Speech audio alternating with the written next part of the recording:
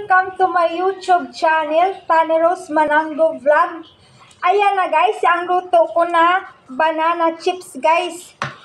Guys, kung gusto niyo yun ibinta guys, is palamigin nyo muna bago ilagay sa plastic, or kung gusto nyo na matagal nyo kakain-kainin, or ilagay muna dito bago nyo kainin, ilagay nyo sa babasagin. Halimbawa lang, pagkagaya nito, ilagay nyo sa babasagin na bote. Kailangan guys is, ayan guys, oh, banana chips guys. Kailangan guys, palamigin nyo muna bago ilagay sa isang bote o babasagin na bote, or sa isang plastic kung magbibinta kayo guys.